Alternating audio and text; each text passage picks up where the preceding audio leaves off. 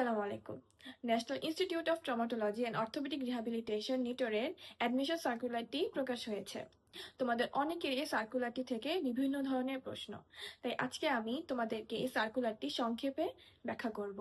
ঢাকা বিশ্ববিদ্যালয়ের মেডিকেল ফ্যাকাল্টির অধীনে বিপিটি অর্থাৎ ব্যাচেলর ইন ফিজিওথেরাপি একটি 5 বছর মেয়াদী ব্যাচেলর ডিগ্রি, যেখানে 4 বছর একাডেমিক এবং 1 বছর ইন্টার্নশিপ করা হয়। এখন আমি কথা বলবো তোমাদের নিটোর ভর্তি পরীক্ষায় অংশগ্রহণের যোগ্যতা সম্পর্কে। এই পরীক্ষায় অংশগ্রহণ করতে হলে তোমাদের এসএসসি এবং এইচএসসি তে মিনিমাম 3.5 জিপিএ থাকতে হবে, অর্থাৎ টোটাল 8 পয়েন্ট। এবং যারা উপজাতি প্রার্থী আছো তাদের এসএসসি এবং এইচএসসি তে ন্যূনতম 3 পয়েন্ট থাকতে হবে, অর্থাৎ টোটাল 7 পয়েন্ট। এখন আমি কথা বলবো আবেদন করার নিয়মাবলী সম্পর্কে। আবেদনটি তোমাদের সম্পূর্ণভাবে অনলাইনে করতে হবে এবং এটি অফিসিয়াল ওয়েবসাইট nitor.bd.bigemsoft.com এ করতে হবে। এবং আবেদনের পূর্বে তোমাদের নিকটবর্তী অগ্রণী ব্যাংকের যে কোনো শাখায় 1000 টাকা ডিপোজিট করতে হবে।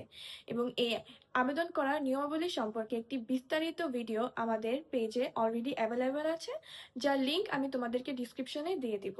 আবেদন করার সময় তোমরা অবশ্যই আবেদন করার নিয়মাবলীটি সার্কুলার থেকে বারবার পড়ে নেবে, যাতে কোনো ধরনের কোনো ভুল না হয়।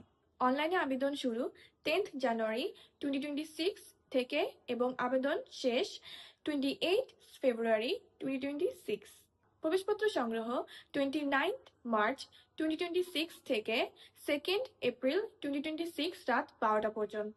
এবং এই প্রবেশপত্রটি তোমাদের তুলতে হবে nitor.bd.bigemsoft.com থেকে। অবশ্যই তোমরা প্রবেশপত্রটির রঙিন কপি নিয়ে পরীক্ষার হলে উপস্থিত হবে। ভর্তি পরীক্ষাটি অনুষ্ঠিত হবে 3 এপ্রিল 2026 শুক্রবার সকাল 10টা থেকে এবং পরীক্ষার সময়সীমা 1 ঘন্টা। পরীক্ষাটি অনুষ্ঠিত হবে আগারগাঁও তালতলা সরকারি কলোনি স্কুল অ্যান্ড মহিলা কলেজ এবং আগারগাঁও আদর্শ উচ্চ বিদ্যালয়, ঢাকা। তোমাদের জন্য নির্ধারিত প্রতিষ্ঠানটি তোমাদের প্রবেশপত্রে দিয়ে দেওয়া হবে, তোমরা সেখান থেকে তোমাদের কাঙ্ক্ষিত স্থানটি দেখে নেবে। ভর্তি পরীক্ষার নিয়মাবলী। ভর্তি পরীক্ষাটি তোমাদের ফিজিক্স, কেমিস্ট্রি, বায়োলজি, জিকে এবং ইংলিশ এই 5টা সাবজেক্টে অনুষ্ঠিত হবে। ফিজিক্স, কেমিস্ট্রি, বায়োলজিতে 30 মার্ক এবং জিকে এবং ইংলিশে 10 মার্ক।